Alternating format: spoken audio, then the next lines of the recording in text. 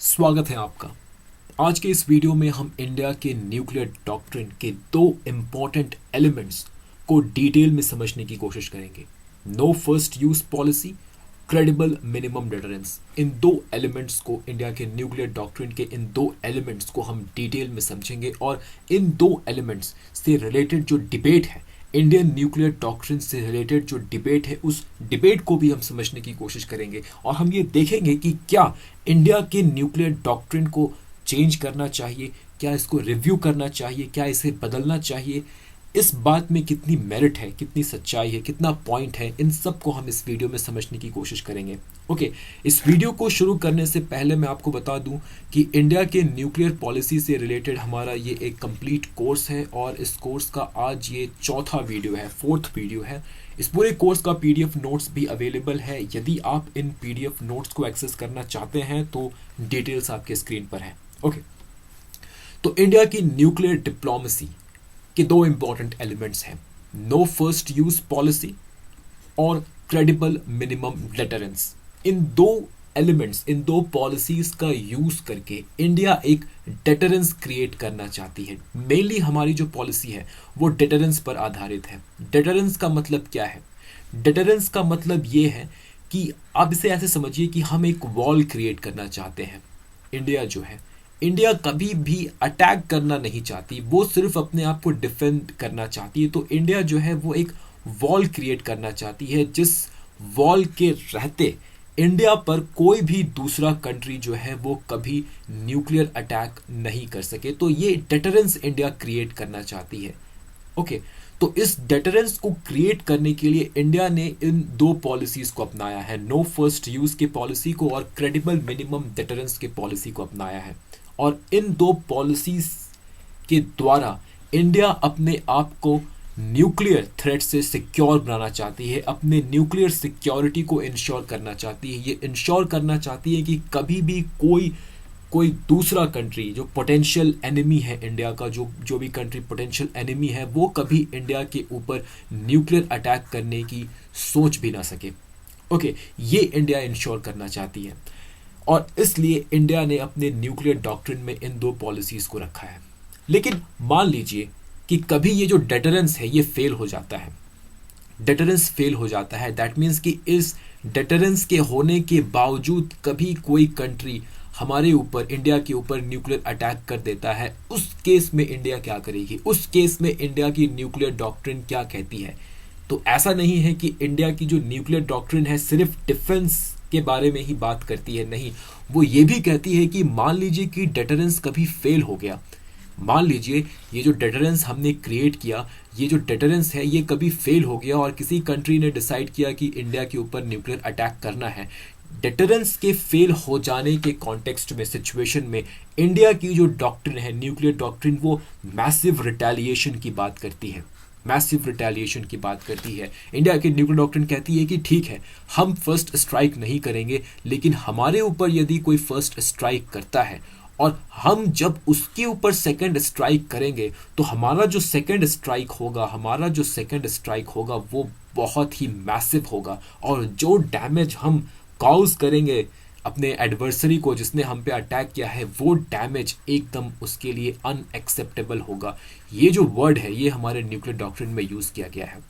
Okay, तो ये India की न्यूक्लियर डॉक्ट्रिन है बेसिकली। अभी हम इन तीन इंपॉर्टेंट फीचर्स जो है न्यूक्लियर डॉक्ट्रिन के, no first use, credible minimum deterrence और मैसिव रिटेलिएशन, ये जो तीन इंपॉर्टेंट एलिमेंट्स हैं हमारे न्यूक्लियर डॉक्ट्रिन के, दो एलिमेंट्स तो हमें बचाने की बात करती है, हमें डिटरेंस क्रिएट करके बचाने की बात करती है। जो तीसरा एलिमेंट है वो ये बात करती है कि कभी अगर डिटरेंस फेल हो जाए तब हम क्या करेंगे। इन तीनों एलिमेंट्स को इस वीडियो में हम डिटेल में एनालाइज करने की कोशिश करेंगे और देखेंगे कि इन तीनों एलिमेंट्स से जो जुड़े डिबेट है वो क्या है। ओके, तो शुरू करते हैं नो फर्स्ट यूज पॉलिसी के साथ। इंडिया के नो फर्स्ट यूज पॉलिसी के साथ मेनली हम चार बातों को यहाँ पे देखेंगे। सबसे पहले हम देखते हैं नो फर्स्ट यूज पॉलिसी के मीनिंग को। नो फर्स्ट यूज पॉलिसी का मतलब क्या है?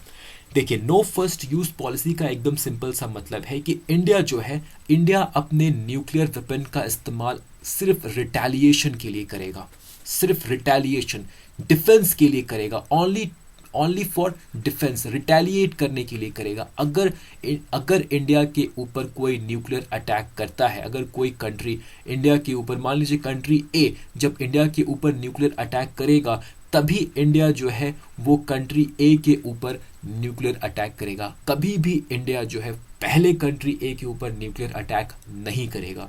ओके, तो नो फर्स्ट यूज पॉलिसी जो है वो इंडिया को प्योरली एक रिटेलिएटरी पोस्चर प्रोवाइड करती है। रिटेलिएटरी पोस्चर, हमारा पोस्चर क्या है न्यूक्लियर वेपन के संदर्भ में? Retaliatory, totally purely retaliatory. हम सिर्फ रिटेलिएशन पर बिलीव करते हैं।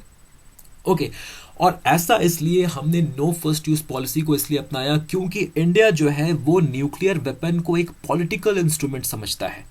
इसे एक वॉर फाइटिंग का टूल नहीं समझता, इसे एक कन्वेंशनल वेपन नहीं समझता। कन्वेंशनल वेपन जैसे कि मिसाइल्स हो गए, टैंक्स हो गए, ये कन्वेंशनल वेपन्स है। जो बॉम्ब्स है ये सब कन्वेंशनल वेपन है। इंडिया न्यूक्लियर वेपन को वॉर फाइटिंग टूल नहीं समझता। इसका मतलब यही है कि इंडिया जो है वो न्यूक्लियर वेपन को सिर्फ एक पॉलिटिकल इंस्ट्रूमेंट समझता है। न्यूक्लियर वेपन का इस्तेमाल करके हम किसी कंट्री को डिटर कर सकते हैं हमारे ऊपर अटैक करने से। यही न्यूक्लियर वेपन का मेन पर्पस है। न्यूक्लियर वेपन को बनाने का हमारा ये मकसद नहीं है कि हम इसे वॉर फाइटिंग में, जंग के मैदान में हम इसे यूज करने के लिए बना रहे हैं। नहीं, न्यूक्लियर वेपन का होना बस इसलिए हमारे लिए इंपॉर्टेंट है कि न्यूक्लियर वेपन के होने से जो कंट्री है, जो दूसरा कंट्री है, वो कभी हमारे ऊपर न्यूक्लियर अटैक नहीं करेगा। तो बस इसे एक पॉलिटिकल इंस्ट्रूमेंट की तरह लिया जाता है। नो फर्स्ट यूज पॉलिसी का मतलब यही है। ओके, अभी एक बात और आपको समझना है कि हमारी जो नो फर्स्ट यूज पॉलिसी है, हमारे जो न्यूक्लियर डॉक्ट्रिन में हमने जो नो फर्स्ट यूज पॉलिसी को इंक्लूड किया है, ये पॉलिसी एब्सोल्यूट नहीं है, ये कंडीशनल है। ये कंडीशन जो अटैच्ड है नो फर्स्ट यूज पॉलिसी से, इस कंडीशन को भी हमें समझने की जरूरत है। इंडिया क्या कहता है कि ठीक है, इंडिया कहता है कि okay we will not attack first. हम कभी भी, मान लीजिए कंट्री ए है और ये इंडिया है, हम कंट्री ए के ऊपर कभी भी पहले न्यूक्लियर अटैक नहीं करेंगे।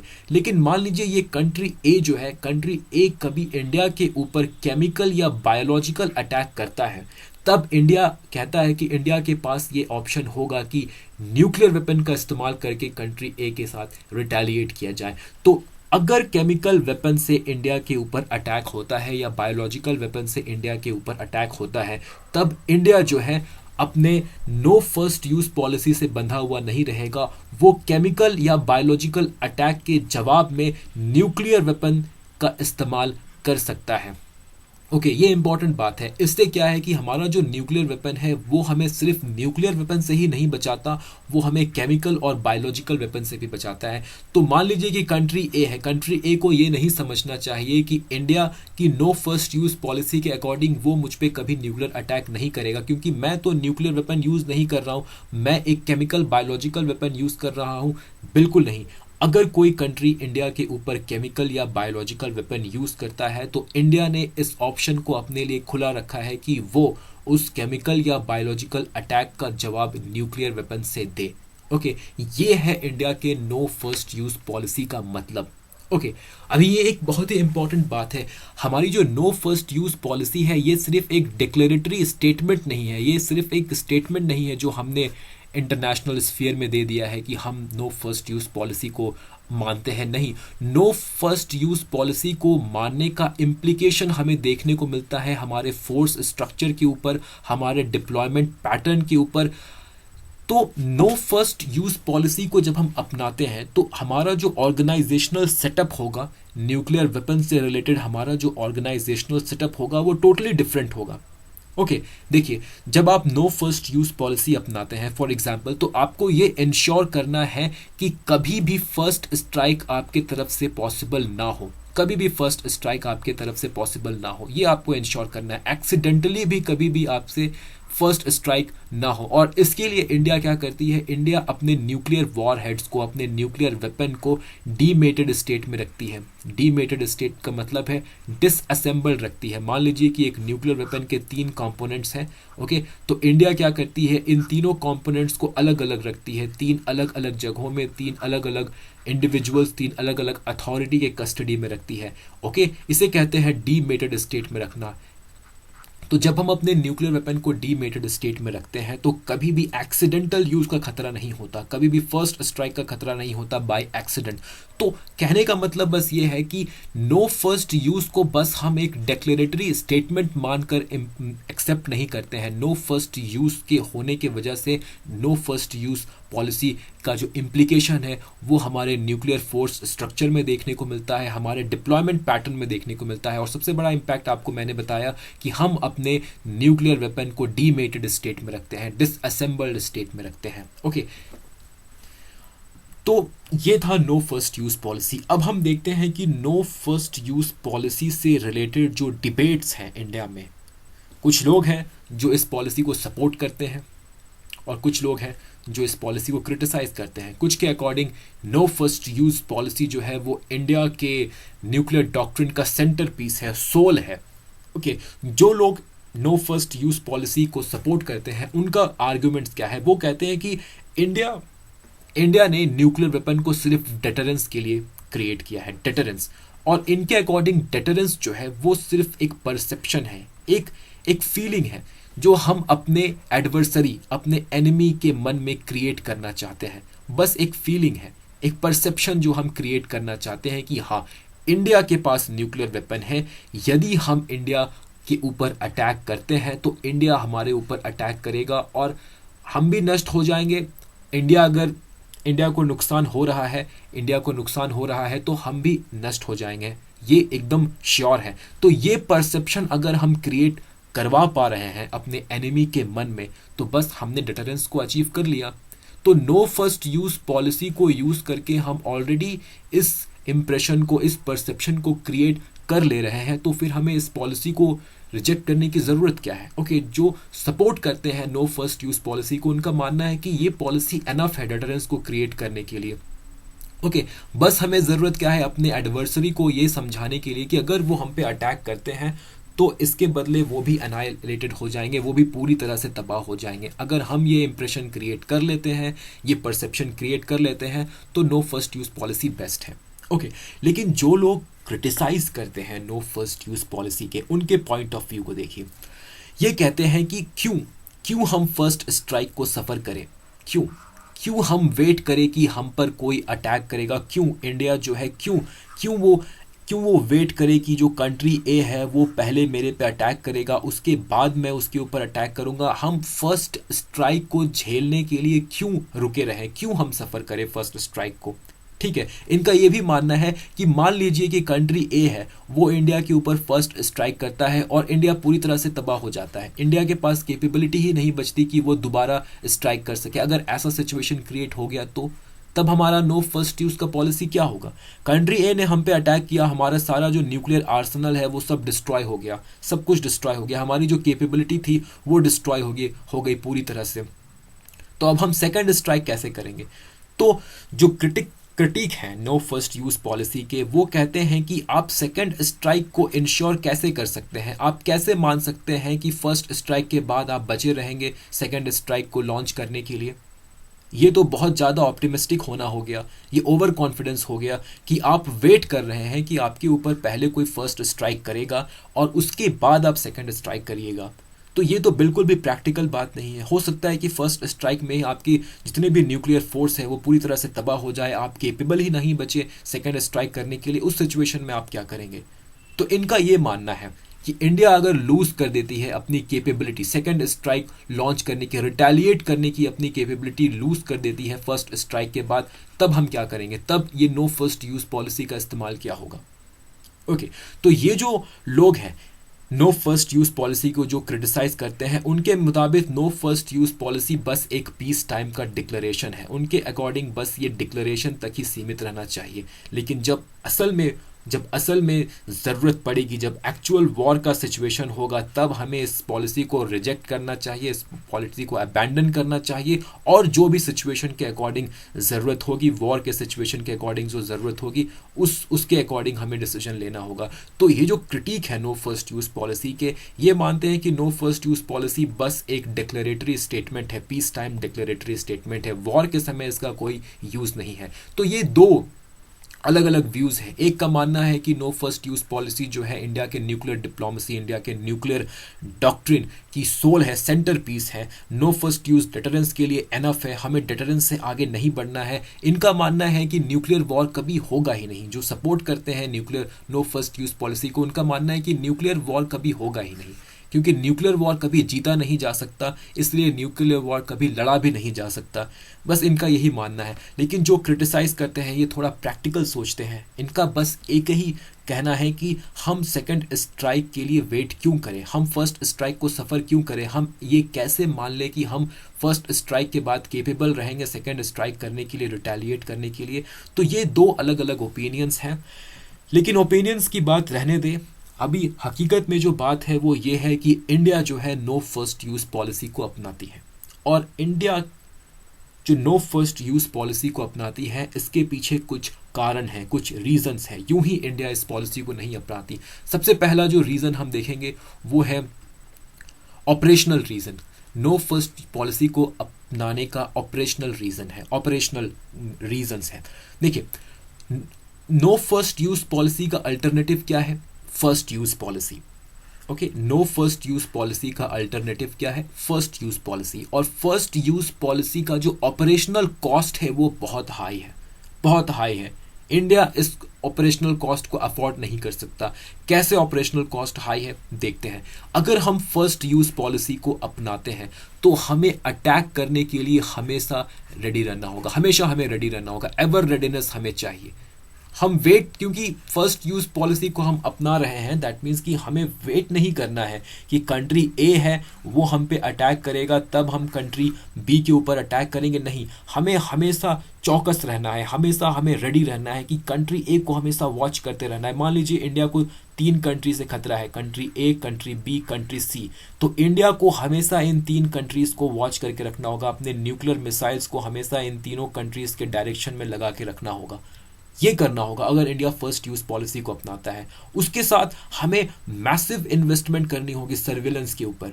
हमें ये हमेशा जासूसी करते रहना होगा कि कंट्री ए में क्या हो रहा है, कंट्री बी में क्या हो रहा है, कंट्री सी में क्या हो रहा है, क्योंकि हम हमेशा एक डर की स्थिति में होंगे। हमें हमेशा इस बात को ध्यान में रखना होगा कि क्या कंट्री ए ने लॉन्च कर दिया हमारे ऊपर न्यूक्लियर वेपन, क्या कंट्री बी तैयार हो गया हमारे ऊपर न्यूक्लियर वेपन लॉन्च करने का, या क्या कंट्री सी तैयारी कर रहा है। तो इसके लिए हमें एक बहुत ही मैसिव सर्विलेंस स्ट्रक्चर को एस्टैब्लिश करना होगा। ओके, हमेशा अपने जो पोटेंशियल एनिमीज़ हैं उनके ऊपर हमें नज़र रखना होगा। उनको पता चलने के बिना हमें उनके ऊपर नज़र रखना होगा। तो ये भी एक बहुत ही मैसिव कॉस्ट इनकर करता है। उसके बाद हमें अपने न्यूक्लियर वेपन को डीमेटेड नहीं रखना होगा। हमें अपने न्यूक्लियर वेपन को, जैसा कि मैंने आपको कहा, हमेशा तैयार रखना होगा।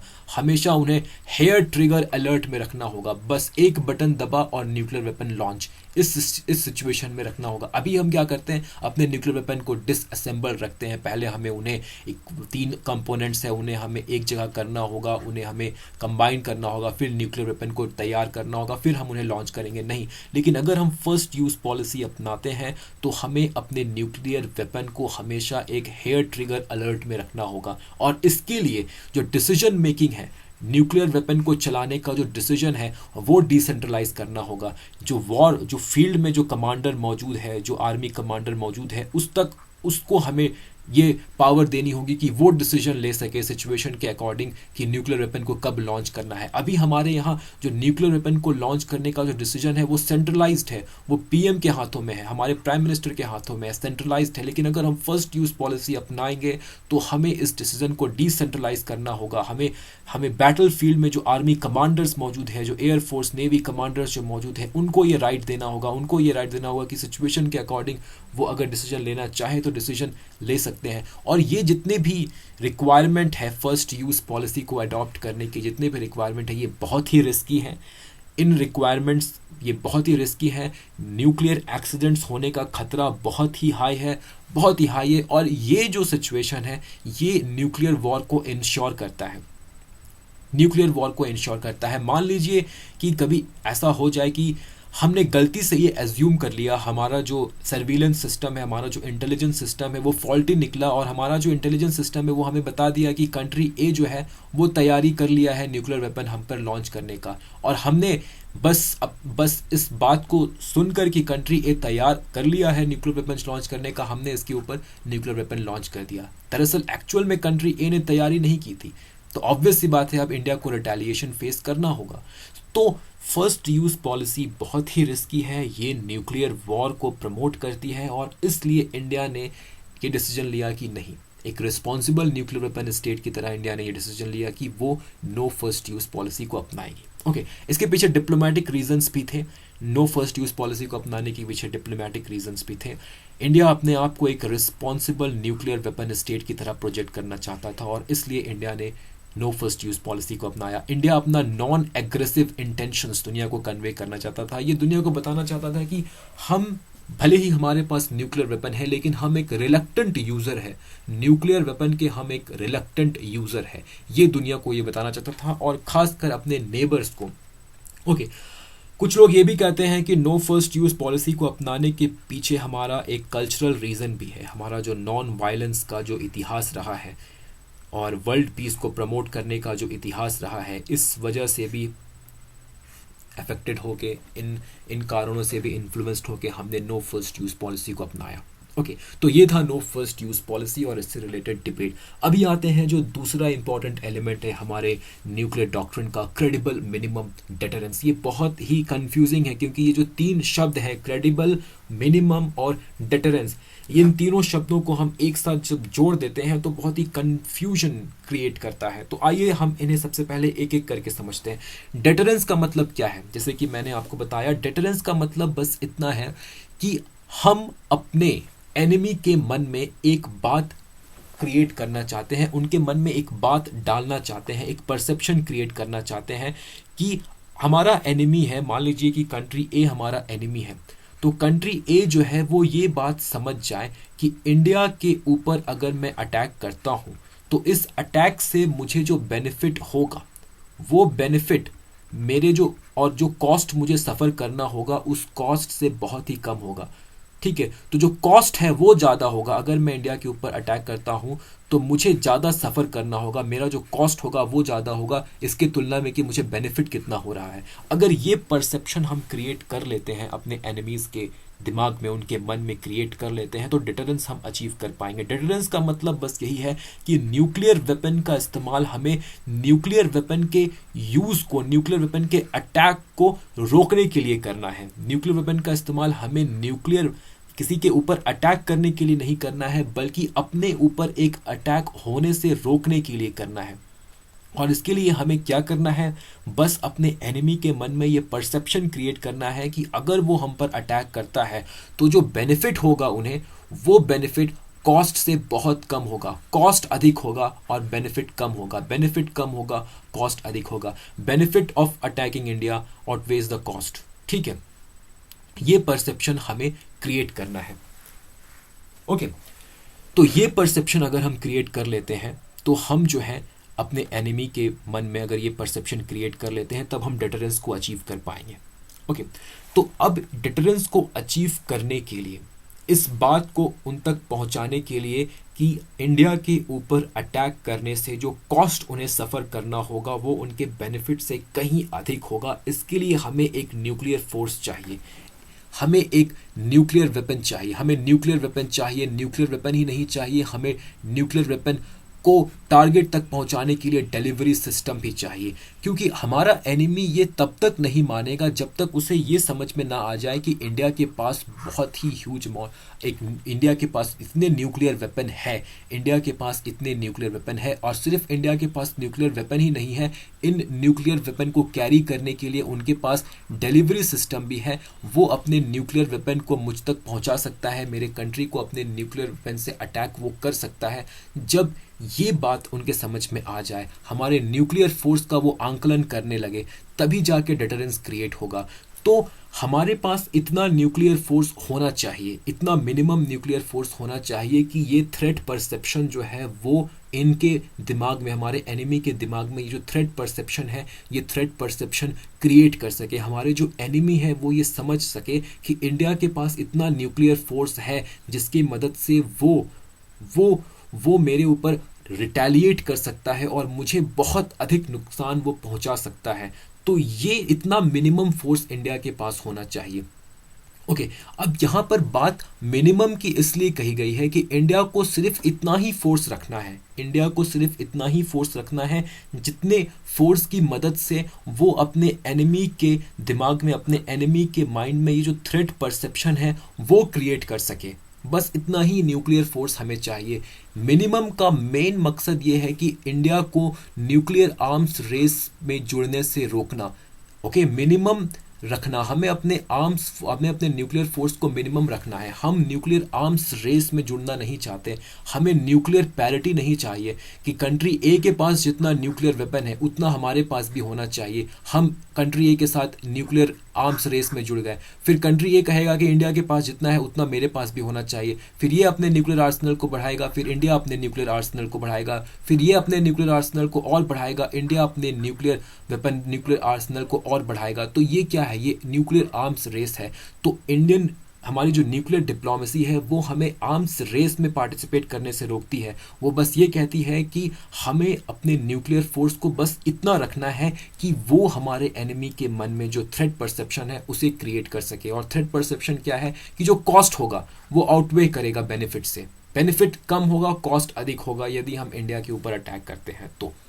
ठीक है, अगर हमारे पास इतना न्यूक्लियर फोर्स है जो ये थ्रेट परसेप्शन क्रिएट कर पा रहा है, तब हमारा जो न्यूक्लियर फोर्स होगा वो क्या होगा, वो क्रेडिबल होगा। तब हम अपने न्यूक्लियर फोर्स के ऊपर भरोसा कर सकते हैं कि हाँ, हमारा जो न्यूक्लियर फोर्स है वो ये जो डिटरेंस का जो फीलिंग है, इस डिटरेंस के फीलिंग को, डिटरेंस के परसेप्शन को वो क्रिएट कर रहा है हमारे एनिमी के माइंड में, और इसलिए न्यूक्लियर अटैक को वो रोक रहा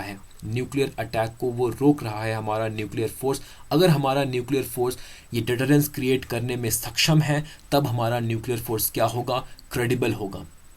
ओके, ठीक है, तो ये इंपॉर्टेंट बात है, क्रेडिबल मिनिमम डिटरेंस का ये मतलब है। और एक और बहुत ही इंपॉर्टेंट चीज जुड़ी हुई है हमारे न्यूक्लियर फोर्स से, वो ये है कि हमारे न्यूक्लियर फोर्स को इतना स्ट्रांग होना है कि वो फर्स्ट स्ट्राइक को सह सके, फर्स्ट स्ट्राइक को वो फेस कर सके। क्योंकि हमें पता है कि हमने नो फर्स्ट यूज के पॉलिसी को अपनाया है, तो हमें अपने न्यूक्लियर फोर्स को इतना स्ट्रांग बनाना है, हमारे पास इतने न्यूक्लियर फोर्स होने चाहिए कि ये फर्स्ट स्ट्राइक को फेस कर सके, फर्स्ट स्ट्राइक जो है एक न्यूक्लियर अटैक को फेस कर सके, फिर भी हमारे न्यूक्लियर फोर्स में इतनी कैपेबिलिटी हो, कंफर्म्ड कैपेबिलिटी हो कि वो सेकंड स्ट्राइक लॉन्च कर सकता है अपने एनिमी के ऊपर, और अपने सेकंड स्ट्राइक में वो अपने एनिमी को इतना नुकसान पहुंचा सकता है कि जो एनिमी है उसको जो डैमेज कॉज होगा वो बिल्कुल अनएक्सेप्टेबल होगा। इसका मतलब यही है, जो कॉस्ट होगा हमारे एनिमी को, इंडिया के ऊपर अटैक करने का जो कॉस्ट होगा हमारे एनिमी को, वो बेनिफिट से ज़्यादा होगा, कॉस्ट अधिक होगा। और जब हम एक ऐसे न्यूक्लियर फोर्स को अटेन कर लेते हैं, तब हमारा न्यूक्लियर फोर्स क्या होगा, क्रेडिबल होगा। साथ ही साथ हमें अपने न्यूक्लियर फोर्स को मिनिमम रखना है। इसका मतलब ये कि हमें आर्म्स रेस में नहीं जुड़ना है, अपने एनिमी के साथ हमें आर्म्स रेस में नहीं जुड़ना है, हमें उनसे पैरिटी का मतलब है इक्वालिटी हासिल करने की कोशिश नहीं करनी है कि जितना हमारे एनिमी के पास न्यूक्लियर वेपन है उतना हमारे पास भी होना है। मिनिमम का मतलब यही है। तो हमारा जो न्यूक्लियर फोर्स है वो डिटरेंस के लिए है, हमारा न्यूक्लियर फोर्स जो है वो सेकंड स्ट्राइक करने के लिए केपेबल होना चाहिए, हमारा न्यूक्लियर फोर्स है जो है सेकंड स्ट्राइक के द्वारा अपने एनिमी के ऊपर अनएक्सेप्टेबल डैमेज काउज करने के लिए केपेबल होना चाहिए। तो ये है CMD, क्रेडिबल मिनिमम डिटरेंस का मीनिंग। ओके, अब क्रेडिबल मिनिमम डिटरेंस से जुड़े डिबेट्स को हम देख लेते हैं। तो बात है कि हमें किसे डिटर करना है, किस कंट्री को हम रोकना चाहते हैं इंडिया के ऊपर अटैक करने के लिए। और जो क्रेडिबल न्यूक्लियर फोर्स की, जो मिनिमम न्यूक्लियर फोर्स की हम बात कर रहे हैं, वो किसके संदर्भ में बात कर रहे हैं। क्या हम चाइना के संदर्भ में बात कर रहे हैं या पाकिस्तान के संदर्भ में बात कर रहे हैं। चाइना को रोकने के लिए, क्योंकि चाइना की जो कैपेसिटी है, चाइना का जो कैपेसिटी है वो बहुत अधिक है। चाइना के लिए हमें चाइना के लिए जो मिनिमम होगा, चाइना के लिए जो मिनिमम होगा वो पाकिस्तान के लिए मैक्सिमम होगा। दैट मीन्स चाइना को डिटर करने के लिए हमें जो मिनिमम न्यूक्लियर फोर्स की ज़रूरत है, चाइना को डिटर करने के लिए हमें जितने मिनिमम न्यूक्लियर फोर्स की ज़रूरत है वो पाकिस्तान के लिए मैक्सिमम हो जाएंगे, और पाकिस्तान को डिटर करने के लिए जितने मिनिमम न्यूक्लियर फोर्स की हमें ज़रूरत है वो चाइना के लिए मिनिमम से भी कम होंगे। तो क्वांटिटी ऑफ न्यूक्लियर फोर्स कितनी होनी चाहिए ये दोनों केस में डिफर करती है। तो कितनी होनी चाहिए, तो सीएमडी इस बात को तय नहीं करता। जो कुछ लोग हैं, जो मॉडरेट्स हैं, उनका मानना है कि हमारे पास बस इतनी न्यूक्लियर वेपन होनी चाहिए, न्यूक्लियर फोर्स होनी चाहिए जो काउंटर स्ट्राइक के लिए केपेबल हो। लेकिन कुछ लोग हैं एक्सपेंशनिस्ट, जो सीएमडी, जो हमारा जो credible minimum doctrine, credible minimum deterrence का जो डॉक्ट्रिन है, उसके संदर्भ में वो कहते हैं कि नहीं, हमें अपने न्यूक्लियर आर्सनल को इनलार्ज करना है, जितना अधिक हम बढ़ा सके बढ़ाना है। ओके, तभी हम जाके डिटरेंस क्रिएट कर सकते हैं, क्रेडिबल डिटरेंस क्रिएट कर सकते हैं। ओके, तो ये डिबेट है। लेकिन इस डिबेट को सॉल्व करते हुए मनप्रीत सेठी एक बहुत ही इंपॉर्टेंट स्ट्रैटेजिक एनालिस्ट है, फॉरेन पॉलिसी एक्सपर्ट है, उनका क्या मानना है सीएमडी के ऊपर ये हम देखते हैं। वो इस डिबेट को पूरी तरह से सॉल्व कर देती हैं। मनप्रीत सेठी कहती हैं कि सीएमडी जो है, क्रेडिबल मिनिमम डिटरेंस जो है, वो एक डॉक्ट्रिन नहीं है। This is not a doctrine. हम ये गलती करते हैं जब हम क्रेडिबल मिनिमम डिटरेंस को एक डॉक्ट्रिन की तरह लेते हैं। जब हम इसे हम डॉक्ट्रिन की तरह समझते हैं तो गलती करते हैं। हमारा जो डॉक्ट्रिन है, इंडिया का जो डॉक्ट्रिन है, वो एश्योर्ड रिटेलिएशन का डॉक्ट्रिन है। हमारा डॉक्ट्रिन क्या कहता है कि जो सेकेंड स्ट्राइक है वो एश्योर्ड है। हमारे ऊपर अगर कोई फर्स्ट स्ट्राइक करता है तो हम सेकंड स्ट्राइक करेंगे, ये एश्योर्ड है। ओके, और जो हमारा सेकंड स्ट्राइक होगा वो हमारे एनिमी को जो डैमेज कॉज करेगा वो बहुत ही मैसिव होगा और अनएक्सेप्टेबल होगा। जो डैमेज होगा वो मैसिव होगा और अनएक्सेप्टेबल होगा। ओके, तो मनप्रीत सेठी कहती हैं कि सीएमडी एक डॉक्ट्रिन नहीं है। हमारा डॉक्ट्रिन तो है एश्योर्ड रिटेलिएशन का डॉक्ट्रिन है। सीएमडी एक डायनामिक कॉन्सेप्ट है, एक डायनामिक कॉन्सेप्ट है। कितना न्यूक्लियर फोर्स होना चाहिए, ये एक डायनामिक कॉन्सेप्ट है। ये हमारे स्ट्रक्चर ऑफ न्यूक्लियर फोर्स को बताता है, और कितना न्यूक्लियर फोर्स हमारे पास होना चाहिए ये बहुत सारे फैक्टर्स पे डिपेंड करता है। हमारे स्ट्रैटेजिक एनवायरनमेंट के ऊपर डिपेंड करता है, टेक्नोलॉजिकल जो लेवल है हमारे एनिमी का और उस वक्त का जो टेक्नोलॉजिकल लेवल है उसके ऊपर डिपेंड करता है, हमारे नेशनल सिक्योरिटी के इंटरेस्ट के ऊपर डिपेंड करता है। तो सीएमडी एक डायनेमिक कॉन्सेप्ट है। तो चाइना के लिए कितना फोर्स होना चाहिए, पाकिस्तान के लिए कितना फोर्स होना चाहिए, ये दोनों के लिए अलग अलग होगा, और हमें दोनों के लिए अलग अलग ये तय करना होगा। ओके, तो सीएमडी को हम एक डॉक्ट्रिन समझने की गलती ना करें और इसके ऊपर डिबेट ना करें। हमारा जो डॉक्ट्रिन है वो एश्योर्ड रिटेलिएशन का है। सीएमडी एक डायनामिक कॉन्सेप्ट है, ये हमारे न्यूक्लियर फोर्स के स्ट्रक्चर को बताता है, और हमारा जो न्यूक्लियर फोर्स का स्ट्रक्चर है वो डिपेंड करता है हमारे स्ट्रैटेजिक एनवायरनमेंट के ऊपर, टेक्नोलॉजिकल इंपेरेटिव के ऊपर। तो जैसे जैसे हमारे स्ट्रैटेजिक एनवायरनमेंट बदलेंगी, टेक्नोलॉजिकल इंपेरेटिव बदलेंगे, नेशनल सिक्योरिटी के रिक्वायरमेंट्स बदलेंगे, तो ये जो न्यूक्लियर फोर्स का जो स्ट्रक्चर है ये भी बदलेगा। ओके, तो ये था क्रेडिबल मिनिमम डिटरेंस। अब मान लीजिए कि जो डिटरेंस हमने क्रिएट किया, जैसे कि मैंने शुरुआत की थी कि मान लीजिए डिटरेंस फेल हो जाता है, हमने अपने एनिमी स्टेट को डिटर करने की पूरी कोशिश की, हमने एक क्रेडिबल न्यूक्लियर फोर्स तैयार किया, मिनिमम न्यूक्लियर फोर्स तैयार किया, ताकि हमारा जो एनिमी स्टेट है, सपोज एनिमी हमारा जो कंट्री है एनिमी ए, हमारा जो कंट्री है ए, जो हमारा एनिमी है वो इंडिया के ऊपर अटैक ना करे। हमने डिटरेंस क्रिएट की। मान लीजिए कि ये डिटरेंस फेल हो जाता है और कंट्री ए जो है वो इंडिया के ऊपर अटैक कर देता है, तब हम क्या करेंगे? तो हमारा जो न्यूक्लियर डॉक्ट्रिन है वो कहता है कि इन केस इंडिया के ऊपर न्यूक्लियर अटैक होता है तो इंडिया जो रिस्पॉन्ड करेगा वो मैसिव रिटेलिएशन होगा। मैसिव रिटेलिएशन का मतलब है कि हम ये नहीं देखेंगे कि कंट्री ए ने हम पर कितना नुकसान किया, लेकिन हम जो नुकसान कंट्री ए को करेंगे वो मैसिव होगा और कंट्री ए के लिए अनएक्सेप्टेबल होगा। अनएक्सेप्टेबल होगा इन द सेंस कि मान लीजिए कंट्री ए ने हमें जो नुकसान किया, मान लीजिए हमारे 1000 लोग जो है वो मारे गए, लेकिन हम जो है हम जब अटैक करेंगे तो कंट्री ए के 1000 नहीं, लाख से भी ज़्यादा लोग मारे जाएंगे। तो कंट्री ए के लिए ये अनएक्सेप्टेबल होगा क्योंकि हमारा जो रिटेलिएशन है ये मैसिव होगा। ओके, अब मैसिव रिटेलिएशन की ये जो डॉक्ट्रिन है ये प्रॉब्लमेटिक तब हो जाती है जब हम टैक्टिकल न्यूक्लियर वेपन की बात करते हैं। देखिए, टैक्टिकल न्यूक्लियर वेपन क्या होता है, ये एक रीसेंट डेवलपमेंट है। कुछ कंट्रीज़, चाइना और पाकिस्तान जैसे कुछ कंट्रीज़ जो है अभी ये टैक्टिकल न्यूक्लियर वेपन डेवलप करने लगे हैं। देखिए, दो तरह के न्यूक्लियर वेपन होते हैं, एक स्ट्रैटेजिक न्यूक्लियर वेपन और एक टैक्टिकल न्यूक्लियर वेपन। पहले देखते हैं कि स्ट्रैटेजिक न्यूक्लियर वेपन क्या है। स्ट्रैटेजिक न्यूक्लियर वेपन जो बड़े वेपन होते हैं, जैसे कि अमेरिका ने जब हिरोशिमा और नागासाकी में जो एटम बम गिराए थे, वो स्ट्रैटेजिक वेपन थे, जिसका जो कैजुअलिटी का जो उनका रेशियो है, जो डिस्ट्रक्शन का उनका जो स्केल है, वो बहुत ही मैसिव होगा, बहुत ही हाई होगा। लेकिन अभी कुछ कंट्रीज जो है वो टैक्टिकल न्यूक्लियर वेपन प्रोड्यूस करने लगी हैं। टैक्टिकल न्यूक्लियर वेपन क्या है? ये छोटे न्यूक्लियर वेपन होते हैं, स्मॉल न्यूक्लियर वेपन होते हैं, शॉर्ट रेंज और लो यील्ड ये न्यूक्लियर वेपन होते हैं। ओके, छोटे स्मॉल न्यूक्लियर वेपन होते हैं जिन्हें वॉर फाइटिंग के लिए यूज किया जाता है, बैटल फील्ड के लिए जिन्हें बनाया गया है। हमने तो इंडिया टैक्टिकल न्यूक्लियर वेपन को रिनाउंस करता है। इंडिया ने टैक्टिकल न्यूक्लियर वेपन को रिनाउंस किया है। इंडिया ने कहा है कि वो कभी टैक्टिकल न्यूक्लियर वेपन नहीं बनाएगा। लेकिन पाकिस्तान के पास टैक्टिकल न्यूक्लियर वेपन है। उनके पास एक टैक्टिकल न्यूक्लियर वेपन है नस्र, जिसका जो रेंज है वो मात्र 60 किलोमीटर का है, और इनकी जो कैपेसिटी होती है वो बहुत कम होती है, 0.1 से लेकर 1 किलो टन। 0.1 से लेकर 1 किलो टन। किलो टन का मतलब है, देखिए 1 किलो टन में उतनी कैपेसिटी होती है जितनी कि 1000 केजी डायनामाइट में होती है। 1000 केजी डायनामाइट को आप एक्सप्लोड करते हो तो जितनी एनर्जी रिलीज होती है उसको हम 1 किलो टन कहते हैं। जो स्ट्रैटेजिक न्यूक्लियर वेपन होती है उसकी कैपेसिटी जो है वो 30 किलो टन से लेके 50 किलो टन के बीच में होती है। लेकिन ये जो टैक्टिकल न्यूक्लियर वेपन है, इसकी कैपेसिटी 0.1 से 1 किलो टन के बीच में होती है, और इसका रेंज भी बहुत कम होता है। ओके, तो कुछ हमारी एनिमी कंट्री है, जैसे कि जब टैक्टिकल न्यूक्लियर वेपन से अगर हम पर अटैक करें तब हम क्या करेंगे? ये हमारे समक्ष सबसे इंपॉर्टेंट क्वेश्चन है। अगर इंडिया के ऊपर टैक्टिकल न्यूक्लियर वेपन से अटैक होता है तो क्या हम उसे फर्स्ट स्ट्राइक समझेंगे? मान लीजिए कि कंट्री ए है। कंट्री ए के पास टैक्टिकल न्यूक्लियर वेपन है जिसकी कैपेसिटी मात्र 1 किलो टन है। इंटरनेशनल बॉर्डर में इंडिया के मान लीजिए 10 पोस्ट हैं।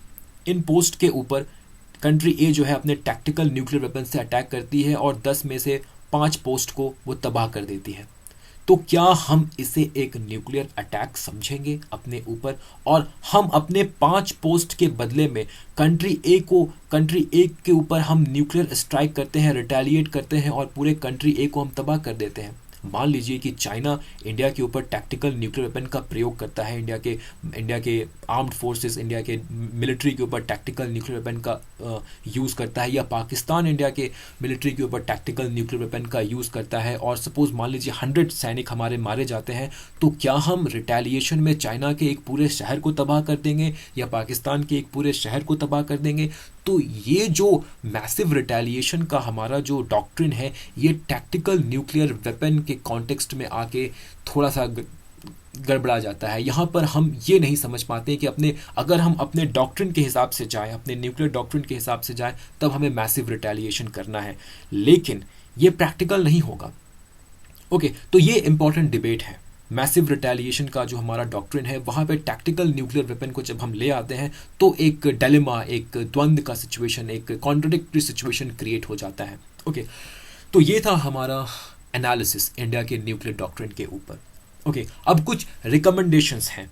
न्यूक्लियर डॉक्ट्रिन को चेंज करना है या नहीं करना है, ये तो डिफरेंट इशू है, ये तो डिबेट की इशू है, लेकिन न्यूक्लियर डॉक्ट्रिन को पीरियोडिकली हमें रिवाइज करते रहना चाहिए। हर कंट्री ये रिवाइज करती है। चाइना ने अपने न्यूक्लियर डॉक्ट्रिन को पीरियोडिकली रिवाइज किया है, यूएसए ने रिवाइज किया है। तो इंडिया के लिए भी ये ज़रूरत है, इंडिया के लिए भी ये ज़रूरी है कि वो अपने न्यूक्लियर डॉक्ट्रिन को पीरियोडिकली रिवाइज करती रहे, सिचुएशन के अकॉर्डिंग, स्ट्रेटेजिक कंडीशन के अकॉर्डिंग वो अपने न्यूक्लियर डॉक्ट्रिन को रिवाइज करती रहे। ओके, और क्योंकि हमने नो फर्स्ट यूज पॉलिसी को अपनाया है, और इसीलिए जो भी country no first use policy को अपनाती है उसके लिए ये तो इम्पॉर्टेंट हो जाता है कि वो अपने लिए एक बैलिस्टिक मिसाइल डिफेंस सिस्टम को डेवलप करे, BMD, ballistic missile defence system को वो डेवलप करें। तो इंडिया के पास अभी बैलिस्टिक मिसाइल डिफेंस सिस्टम नहीं है। इंडिया को ये परचेज करना होगा, इजराइल से, यूएसए से, रशिया से ये परचेज करना होगा। तो इंडिया के लिए ये ज़रूरी है कि इंडिया अपने आप के लिए, इंडिया के लिए बैलिस्टिक मिसाइल डिफेंस सिस्टम का प्रयोग करे, डेवलप करें। ओके, इंडिया को अपने न्यूक्लियर फोर्स को क्रेडिबल बनाने के लिए न्यूक्लियर ट्राइड को डेवलप करने की ज़रूरत है। ओके, इंडिया न्यूक्लियर ट्राइड को डेवलप करने की ओर बहुत तेज़ी से आगे बढ़ रहा है। ओके, और बहुत जल्दी वो न्यूक्लियर ट्राइड को अचीव कर लेगा। ओके, और जहाँ तक बात टैक्टिकल न्यूक्लियर वेपन की है, तो एक बात तो क्लियर है कि इंडिया कभी टैक्टिकल न्यूक्लियर वेपन खुद प्रोड्यूस नहीं करेगा। ओके, इंडिया ने इसको पूरी तरह से डिनाउंस कर दिया है। तो इंडिया के पास अब एक ही रास्ता है कि अपने डिप्लोमेसी का सहारा लेकर वो उन कंट्रीज़ के ऊपर प्रेशर बनाए, जैसे कि चाइना और पाकिस्तान जैसे कंट्री के ऊपर इंडिया प्रेशर बनाए कि वो अपने टैक्टिकल न्यूक्लियर को छोड़ दे, टैक्टिकल न्यूक्लियर को गिव कर दे, गिव अप कर दे। ओके, तो यही एक रास्ता है इंडिया के लिए। और दूसरा एक रास्ता हमारे पास ये है कि हम अपने जो एडवर्सरी कंट्रीज़ है चाइना और पाकिस्तान, उनके साथ हम कॉन्फिडेंस बिल्डिंग मेजर्स को इनिशिएट करें, नेगोशिएट करें। जैसे कि एक कॉन्फिडेंस बिल्डिंग मेजर होगा कि बायलैटरल और multilateral no first use treaties को हम साइन करें इंडिया के साथ, चाइना के साथ और बाकी जितने भी न्यूक्लियर वेपन कंट्रीज हैं। अगर हम ये करने में सक्षम हो जाते हैं तो अपने सिक्योरिटी को और अपने एडवर्सरी के भी सिक्योरिटी को हम इंश्योर कर पाएंगे। ओके, तो ये कुछ इंपॉर्टेंट बातें थी, ये कुछ इंपॉर्टेंट इश्यूज थे, कुछ इंपॉर्टेंट रिकमेंडेशंस थी जो हम दे सकते हैं इंडिया के न्यूक्लियर डॉक्ट्रिन के संदर्भ में। तो इस वीडियो में बस इतना ही। उम्मीद है कि आपको ये टॉपिक समझ में आया होगा और मिलते हैं नेक्स्ट वीडियो में। तब तक के लिए